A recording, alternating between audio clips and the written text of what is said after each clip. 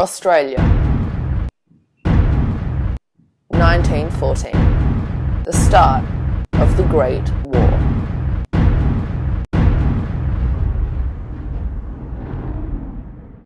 First came the enlistments. Then the long, hard training. But perhaps the hardest of all, friends and family, seeing these images from back home in Australia. World War I was also known as the Great War. It started on the 28th of July 1914 and finished on the 11th of November 1918. Now we know the 11th of November as Remembrance Day. Back then they knew it as Anmesty Day. It was sparked by the assassination of Archduke Franz Ferdinand, the heir to the throne of Austria-Hungary. From there, one thing led to another. Austria-Hungary accused Serbia of killing the Archduke and declared war on Serbia on the 28th of July, 1914. Australia in World War I. Australia entered World War I on the 4th of August 1914, and it entered with Britain.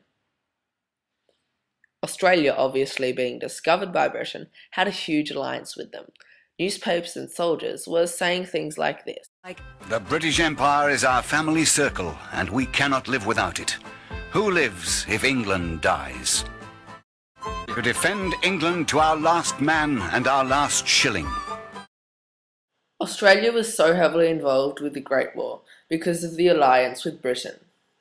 A lot of the time when we think about World War I, we think about the men in the trenches. But what about the women and children and older men who stayed in Australia? Their lives were radically turned around by the war too. I'm here in the eastern suburbs of Sydney, where I'm about to meet 95-year-old Joan Henry.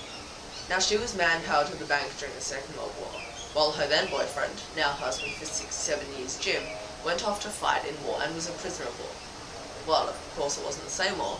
I'm here to speak to her about what life was like in Australia and at home. And that remains the same. She spoke to me about the work involved. We made our lives here. I was manpowered to the bank, so I couldn't leave, couldn't join the forces. And here we did our service. We learned first aid and home nursing and got certificates and worked with the VADs in the hospitals at the weekend. Many women were also actively involved as nurses and in other active service duties, and contributed more closely to war efforts through military service. Other Australian women were also connected with war through male relatives and friends away on military service. Then the lives of everyone changed too, because the whole nation became as one. The war meant that everybody did and worked and got on well together and remembered that it was for our country and for the men that had volunteered to go overseas. Did you have to volunteer for those positions as nurses, or was it just... No. Well, yes, you did volunteer, but it was in your own time. Okay. Which was weekend for me because I was manpowered to the bank. At the outbreak of World War I, the expected role of women were to organise the home and raise children. Women were strongly encouraged to help the war effort by joining voluntary organisations. When World War I started, it was uncommon for many women to have jobs, apart from the domestic serving roles. The number of women working outside the home did increase slightly during the war, but it was mostly in food, clothing and printing industry jobs that were already established as female roles. I lived in a country town and we had big army camps there, and there were a lot of stories to tell. We saw young trainee pilots frightening the chickens, the farmers' chickens, to death when they were landing, and we saw many things when we were doing our weekend work with the forces that were very, very, sometimes sad, sometimes hilarious, but always there was the feeling amongst everybody they must do what they could for the men in the army and the Air Force and the Navy. Yeah.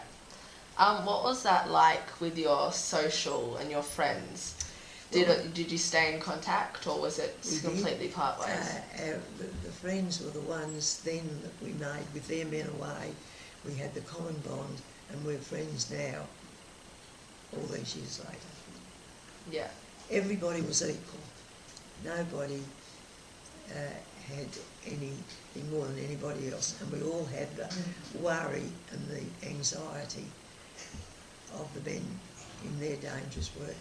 But it did bring us closer to faith, and we were always conscious that God was, His presence was with us. Yeah. Could you go to church at that time? Was there a church? Oh yes, there was a church, and we had every Thursday morning, very early, we had a special service for the men overseas.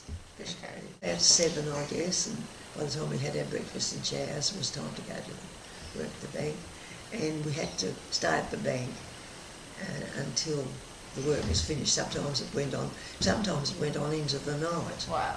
We had a lot of big accounts with the Army and Air Force accounts, and there was a lot of balancing to do, and until everything was balanced, we had to stay there. Run us through, like, your weekend of volunteering. Well, we had to work Saturday mornings, and Saturday afternoons were more or less probably at home and went to the canteen and worked at night. But on the Sundays we went out. I was with the VAD, so we went out to the hospitals and worked out there. Made plaster bandages and those sort of unskilled things, but necessary. What does the VAD stand for? Voluntary Aid Department. What about food and money? Well, the food was, we had to have coupons for food and coupons for clothing. Because of the sudden outbreak of World War I, there were no rationing coupons or anything similar, unlike World War II, but there was a huge push for homes to be self-sufficient, as shown here in this newspaper advertisement, by growing vegetables and keeping chickens in the back garden. What do you think was the most inspiring or empowering moment? Jim's plane crashed, there were 7 men on there, and 4 died and 3 lived, and I've always felt that God put his hand on Jim's shoulder, that he should be saved. It's amazing. I've always felt that. And I think that is where my staunch religious beliefs began and firmed until they are as they are today. Anthony Seagart, 7 News.